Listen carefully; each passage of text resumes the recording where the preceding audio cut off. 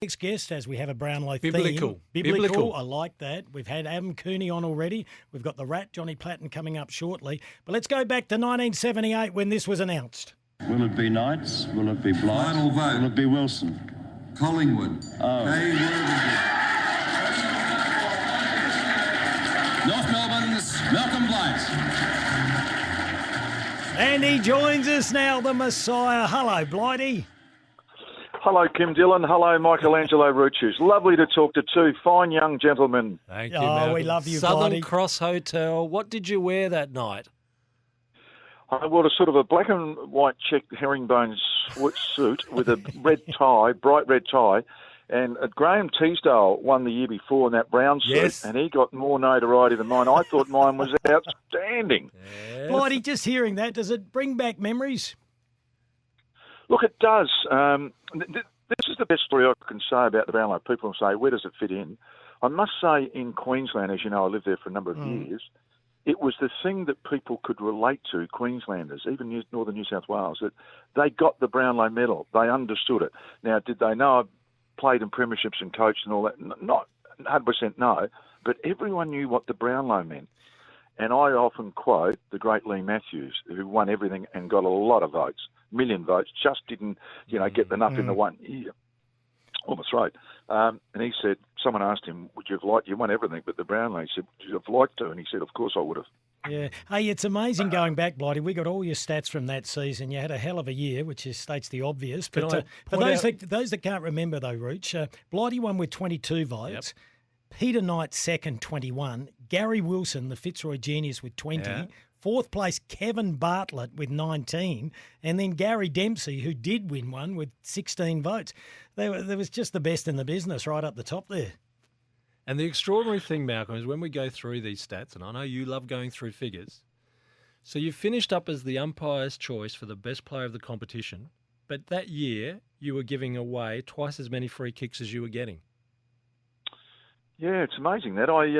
That's picked out by somebody else. One of the things that interests me is that I kicked 77 goals for the year.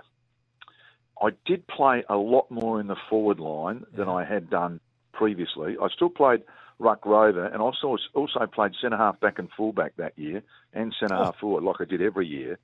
But I did spend that sort of 6 or 7 week period in the forward line, and quite frankly, everyone was bigger than me. And so sometimes I jumped the fraction early. And if my timing was out, right, I actually did crash a lot of packs. I had that want to jump, and just occasionally, if I got a bit frustrated, I would actually go a fraction early. Sometimes you got a ride, but sometimes you didn't. Blighty, it's damn good reading going through these stats. You go back to round one where you took on Footscray, and I said to Rooch before we went on air, I said, I can't remember. I was a young fella, but I can't remember where you were playing. I thought you were ruck rover, but this is your goals. Just bear with me.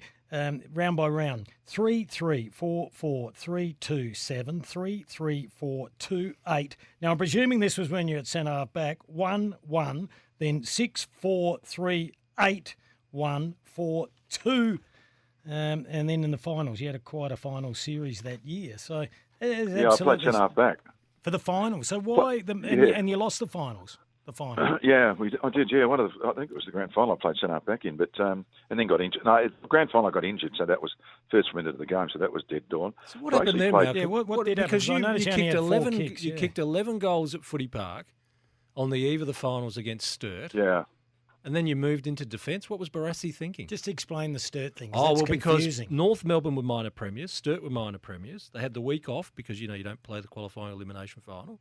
So Jack Odie and Ron Barassi arranged this scratch game at Footy Park.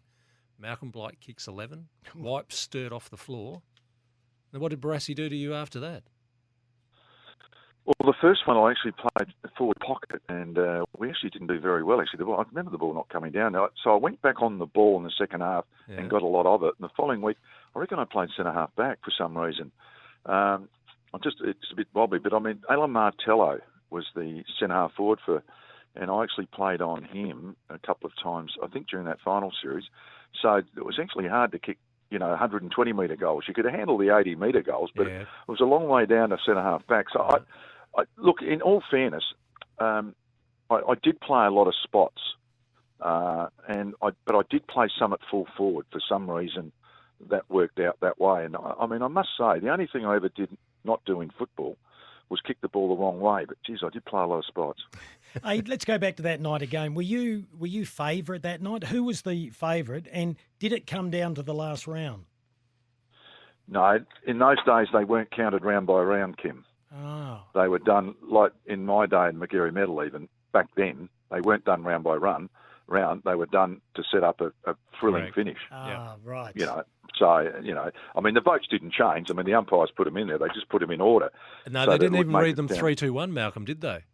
Didn't you go in pre-counted ones and twos and it was just the threes that were read? Yeah, all of that happened a bit later on, but it was, So were you favourite?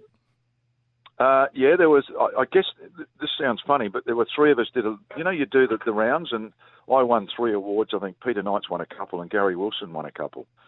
But I won the car and, the thing on Channel 7, which was the big one. And ironically, I got 22 votes in that. That was a 3-2-1 system, which was the same amount of votes I got in the medal. But I won other awards as well. But I know Gary won a couple and I think Peter won a couple. So we did the rounds as a threesome, a lot of, 3 or 4 different functions. And so of the 3 favourites, we were it.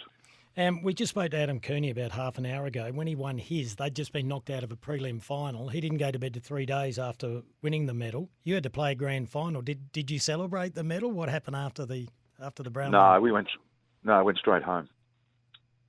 Yeah, which I went through with Paul Couch too at Geelong in '89 when he won it. So we said, Paul, we'll do something later. But North Melbourne were terrific. About 5-6 weeks later, they had a surprise for me. I didn't even know it was going to happen.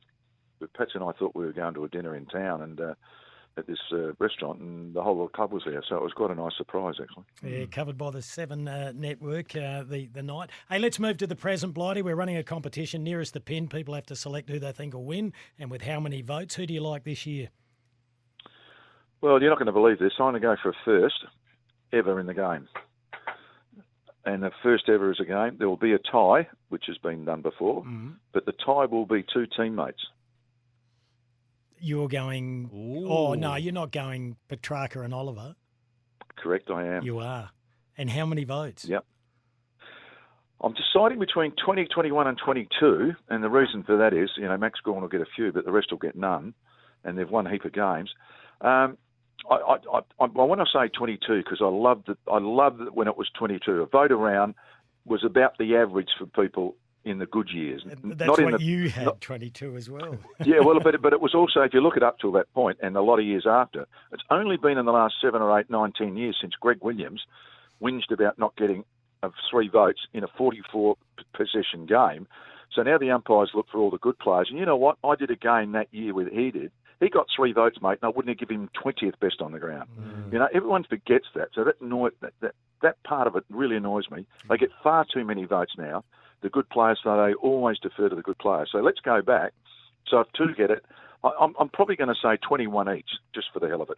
So you don't think Wines will get a lot of votes, Ollie Wines, and not too many people will take votes off him?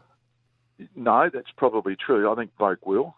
And I think Carl Amon will get a few too. I really like his left foot and his long kicking. I think, he could easily win it. The only thing I'll say is that earlier in the season, when he was getting 3 votes from other people, I was doing the games, I thought he was a good player. I didn't think he'd get 3 votes. So, fair point. But as the season went on, he certainly became, prolific, and he looked better. Sometimes he's got that beautiful mark in front. I love him in front. And then he started to do a bit more with the ball. Early on, I just thought it was a bit get it and kick it. Now, he could still win it that way, and good on him if he does. It'd be a lovely win. But I just like the other 2 boys, mate. They are 3 vote getters. Yeah. I reckon there's a number of games they'll get 3-2, 2-3, all that. All right, well, the Reach has gone for Oliver with 27. I've gone for the Bont with 29. 2 more for you, Blight. If we can go back to the prelim final, your quick take on Port Adelaide and what happened there. Yeah, well, going back to Michelangelo's stats, if you say, and stats are terrific when they suit you, but when you get beat by 23 contested balls in the first quarter, doesn't matter. I don't. You could have 15 Wayne Carys and 38 Warren Treadways, and it won't matter. No, you're You know, right. and if you're going and if you're playing equal, and you give 5 or 6 goals start, I mean, I'm talking equal here, because after that, the midfield Ollie got going and Boki got going. You know, they're a lot better after that. But the old story, the horse had bolted. So you just can't get smashed like that. And the other thing that impressed me was the Bulldogs, as they were falling down to the ground with the ball in their hands, they handball and hit someone on the run. Yeah, I know. It was just amazing. It was. You know, it was like one was so bad at not getting it, but the other was so good at distributing it to get them in the open. And then, you know what they didn't do? They didn't muck around with it. No. They kicked it somewhere near Norton. He contested, and they got goals. So do they win it? Do they win it? Yeah, need a quick tip. I still like Melbourne fractionally because of that. You know, I think Viney. It's funny. Viney coming back in now, who I think has over the years tried to be the star of the team, and this is not having a crack at him because there weren't a lot of others. But he's actually now become the grunt, and the other two boys can get on the outside a bit. And Gawn, as we know, that midfield 4, as good as the Bulldogs are, I'm not sure they've got a ruckman to match Gawn. They've got someone to match Viney, but they've got someone to match Bontempelli probably, and then they've got this other one. A Petrarca or Oliver get off the chain, mate. They're dangerous. Blighty, we really appreciate you for jumping on and going back to 1978 when you took out the Brownlow. And for everyone that's having a crack at nearest the pin, Blighty the Messiah has tipped Petrarca and Oliver to draw equal winners on 22 votes, and he's tipping Melbourne to take out the title. Good on you, Blighty. We'll chat again soon. Good on you, mate. Bye.